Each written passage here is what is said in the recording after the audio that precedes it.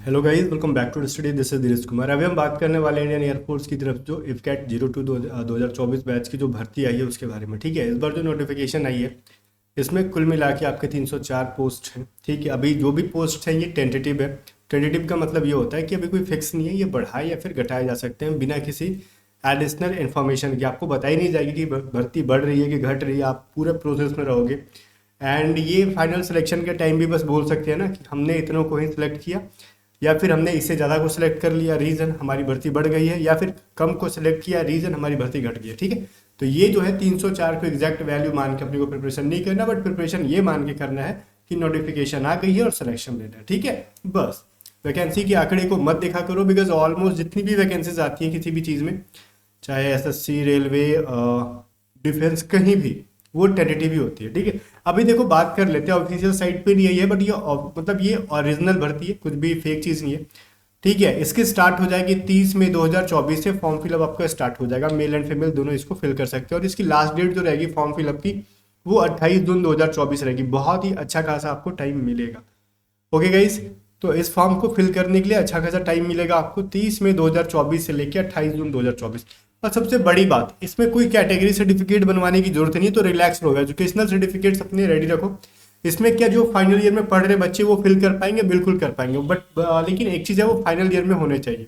ऐसा नहीं कि अगर 3 इयर्स का कोई कोर्स है आपके ग्रेजुएशन का, तो हम फर्स्ट ईयर में हैं तो भी फॉर्म फिलअप करने के चक्कर में हो, सेकेंड ईयर में हो तो भी फॉर्म फिलअप करने के चक्कर में हो, तो नहीं कर पाएंगे। उसके ऊपर मैं डिटेल में बताऊंगा, फिलहाल मैं चलता हूँ नोटिफिकेशन के ऊपर। तो इसके अंदर जो निकला है, ठीक है, तो ये गाइज यहाँ पे साफ साफ लिखा होता है मेल एंड फीमेल दोनों के लिए। यहाँ पे इनवाइट्स मेन एंड वेमेन दोनों के लिए होता है। ओके, अब यहाँ पे देख लो, विमेन की भर्ती इसमें डिटेल कर दी गई है, मेल्स की जो वैकेंसी है वो डिटेल कर दी गई है, और एई क्या है, एई एल क्या है, एई एम क्या है। ठीक है, ये सभी चीज़ों के ऊपर हम बात करेंगे। फिलहाल आप इसका स्क्रीनशॉट लेना चाहो ले सकते हो, अदरवाइज मैंने टेलीग्राम पे इस पीडीएफ को अपलोड किया था। टेलीग्राम पे सर्च करना @A to Z स्टडी, आपको टेलीग्राम चैनल मिल जाएगा, आप उसको वहाँ पे ज्वाइन कर सकते हो। ठीक है, तो पूरे टेलीग्राम पे मैं लिख देता हूँ आपको कि पूरा क्या सर्च करना है आपको टेलीग्राम के ऊपर, @A to Z स्टडी।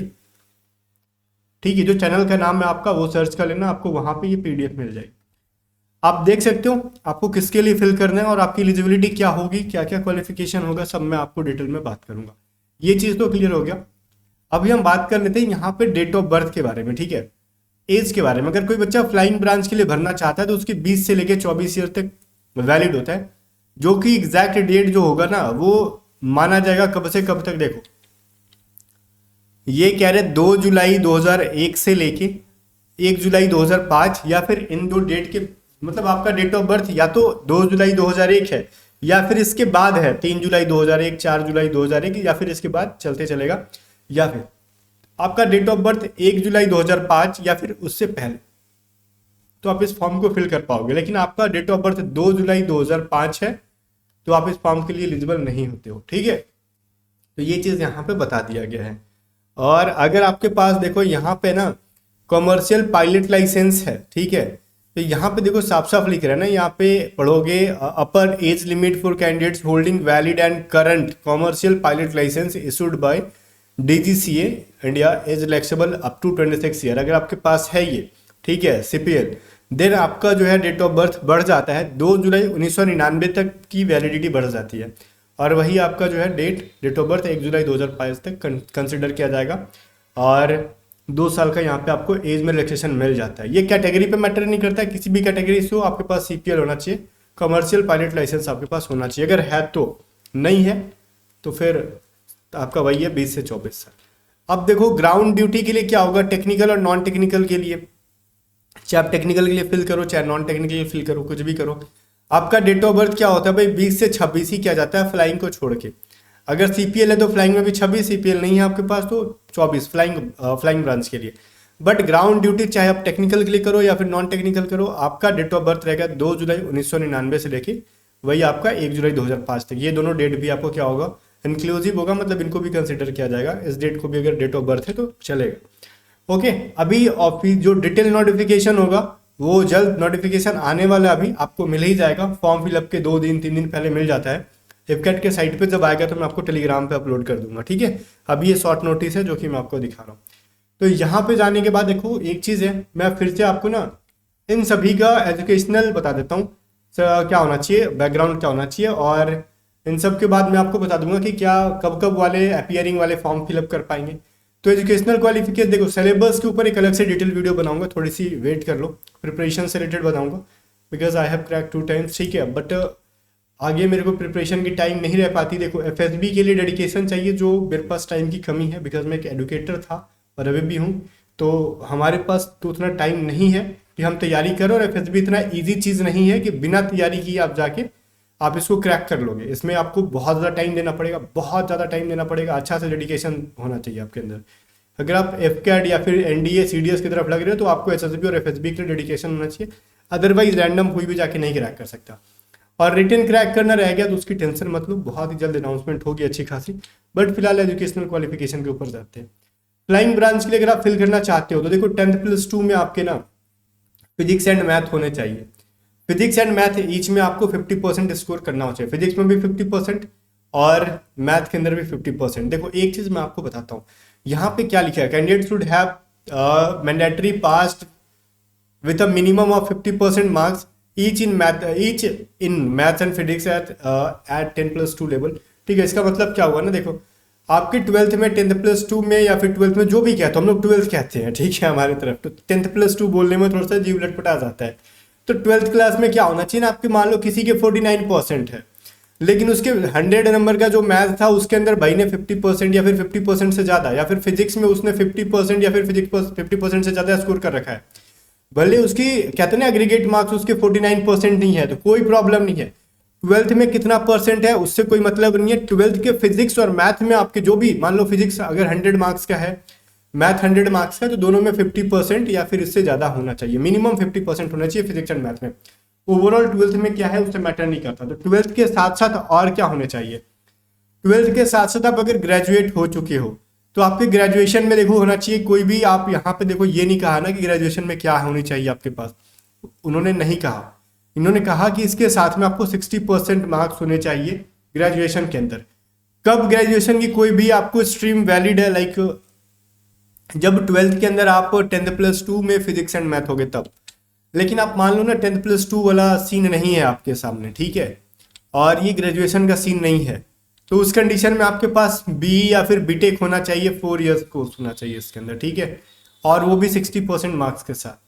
और या फिर आपके पास वो भी है, मान लो अगर ये वाला सीन नहीं है आपके पास, 12th पास हो, 10th+2 तो पास होना चाहिए फिजिक्स एंड मैथ के साथ, लेकिन आपके इसके साथ ये ग्रेजुएशन 3 इयर्स वाला नहीं है, तो आपके पास बी बीटेक होगा, देन आप इसके लिए अप्लाई कर सकते हो 4 इयर्स में, और ओवरऑल आपके 60% स्कोर होने चाहिए। या फिर ये भी नहीं है तो आपके पास होना चाहिए ना कि candidate who have cleared section A and B examination of associate membership of institute of engineering India और aeronautical society of India from a recognised university with a minimum 60% marks, वो भी वैलिड है। बट एक चीज ध्यान देना, note में यहाँ पे इन्होंने डिटेल जब आएगी तो वहां पे भी लिखा रहेगा, आप देख लेना, जो भी बच्चा होगा ना सीपीएसएस जो जिसने किया होगा, ठीक है, कंप्यूटराइज पायलट लाइसेंस सिस्टम, ठीक है, तो इसके अंदर वो फेल है, ठीक है, पहले के अटेम्प्ट में वो फेल है तो वो अलाउड नहीं है।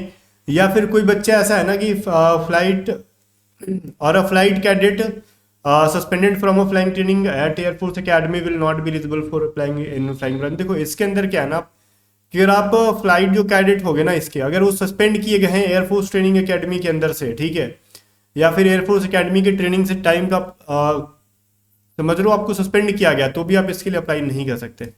बाकी अगर मान लो आपके पास जनरली आपने बीएससी कर रखा 3 इयर्स के लिए, फिजिक्स में आपके पास है, 12th में फिजिक्स मैथ है, या फिर आप बीएससी में कोई भी स्ट्रीम से, और आप क्या कर रहे हो भाई, यहाँ पे आप फाइनल ईयर में हो तो आप क्या अप्लाई करोगे, वो भी चीज़ें मैं डिटेल बताऊंगा, थोड़ा सा पेशेंस से देखो। अब देखो ग्राउंड ड्यूटी के अंदर, टेक्निकल के अंदर ना आपको बहुत सारी पोस्ट मिल जाएंगी। सबसे पहले अगर मैं बोल रहा था ना एई और जो एईएल कह रहा था, और एक मैंने आपको बताया था एईएम, तो इन दोनों का मतलब क्या है देखो, अगर एरोनॉटिकल इंजीनियरिंग एई का मतलब, और एल से आगे आपका इधर इलेक्ट्रॉनिक्स का जो है ना वो, अगर वो कोई है तो उसमें क्या होना चाहिए, 10th+2 में आपके तो 50% होने चाहिए फिजिक्स मैथ के साथ, वो तो आपके साथ वो तो 100% होना ही चाहिए, और ग्रेजुएशन में भी आपके 60% होने चाहिए। और वो कौन कौन से स्ट्रीम से, तो वो यहाँ पे लिखा हुआ है, आप अपने यहाँ पे पढ़ लो, टेक्निकल के लिए, ठीक है, एरोनॉटिकल इंजीनियरिंग टेक्निकल के लिए। और इलेक्ट्रॉनिक्स के लिए। वहीं पर अगर मैकेनिकल से हो आप, इलेक्ट्रॉनिकल इंजीनियरिंग के अंदर, तो आपका वही 10+2 में आपका फिजिक्स मैथ होना चाहिए 50% और ग्रेजुएशन में 60% इन स्ट्रीम के साथ। ये आपका ग्रेजुएशन का बैकग्राउंड यहाँ पे ये होना चाहिए। आप यहाँ पे रोक के पढ़ोगे आपका है कि नहीं है। वहीं पर अगर ग्राउंड ड्यूटी के लिए तो कोई बच्चा फिल कर सकता है अगर उसके पास 12th के अंदर जो आप 10+2 बोलते हो, मैथ फिजिक्स में आपके जो होना चाहिए ना 50% होने चाहिए। अगर 12th में आपके पास आर्ट्स है, कॉमर्स है, तो आप अप्लाई नहीं कर सकते हो, ठीक है। लेकिन आपके पास ग्रेजुएशन में मान लो साइंस नहीं है तो कोई दिक्कत नहीं है। इन्होंने ग्रेजुएशन में साइंस नहीं कहा है, क्या है graduation with minimum 3 years degree course in any discipline, ठीक है। मतलब कुछ भी है आपके पास तो आप वेपन सिस्टम के लिए अप्लाई कर सकते हो। इसके अंदर का एक ब्रांच है वेपन सिस्टम, आप इसके लिए अप्लाई कर सकते हो, ठीक है। 60% आने चाहिए आपके ग्रेजुएशन के अंदर। अब जो अपियरिंग में है, अपियरिंग के अंदर है, वो 60% उसका कैसे काउंट करेंगे वो भी मैं बताऊंगा आपको आगे। या फिर मान लो उसने अगर BE/BTech के लिए कर रखा है, नॉन टेक्निकल के लिए फिल कर रहा है वेपन सिस्टम के लिए, तो वही 4 years का होना चाहिए मैथ फिजिक्स के साथ और 60% BE/BTech के अंदर। और वहीं एडमिनिस्ट्रेशन और लॉजिस्टिक्स के लिए देखो क्या है, वही 10+2 और ग्रेजुएशन मिनिमम जो है ना होना चाहिए और आपके जो है 60% के साथ होना चाहिए, ठीक है। और यहाँ पे 10+2 and graduate degree in any discipline from a recognised university with minimum 60%, तो ये 60% को थोड़ा सा ध्यान में देना, अदरवाइज ये यहाँ पे दिक्कत है। अगर वो मतलब कुछ भी है ग्रेजुएशन में कुछ भी है तो 10+2 आप पास होने चाहिए। एंड यहाँ पे 10+2 के अंदर इन्होंने ये नहीं कहा कि फिजिक्स मैथ होना चाहिए, एनी डिसिप्लिन, ठीक है। तो इसका मतलब होता है कि एनी का मतलब एनी। और अभी इस बार फिर से एक बार जब डिटेल आने दो उसके बाद फिर मैं आपको फिर से एक बार डिटेल बताऊंगा। ये मैंने आपके साइट से ले जाके मैं दिखा रहा हूँ, और जब नया नोटिफिकेशन आता है ना साइट पे तो उसमें कुछ चेंजेस रहता है तो मैं आपको दिखाऊंगा, अदरवाइज अभी जो है मैं आपको बता रहा हूँ, ठीक है। अगर अकाउंट्स के लिए आप करना चाहते हो तो ऑब्वियसली चीज़ है, इसके अंदर ग्रेजुएशन के अंदर साइंस आपसे नहीं मांग रहे होंगे। ऑब्वियसली BSc है तो आपके साथ फिनेंस में होना चाहिए, अदरवाइज आपका BCom होना चाहिए मिनिमम 3 years का।